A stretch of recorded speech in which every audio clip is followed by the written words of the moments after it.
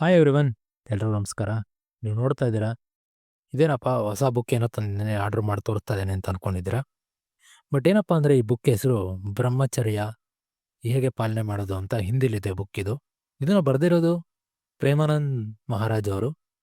ಈ ಬುಕ್ ನಾನು ತಗೊಂಡಿರೋ ಉದ್ದೇಶ ಏನಪ್ಪ ಅಂದರೆ ವಿದ್ಯಾರ್ಥಿ ಜೀವನಕ್ಕೆ ಮೇಯ್ನ್ ಆಗಬೇಕಾಗಿರೋದು ಅವ್ರ ಫೌಂಡೇಶನ್ಗೆ ಅವ್ರ ಸೀಕ್ರೆಟ್ ಸಕ್ಸಸ್ ಟಿಪ್ ಏನಪ್ಪ ಅಂದರೆ ಬ್ರಹ್ಮಚರ್ಯ ಪಾಲಿಸಿದ್ರೆ ನಾವು ಏನನ್ನು ಬೇಕಾದ್ರೂ ಸಾಧಿಸ್ಬೋದು.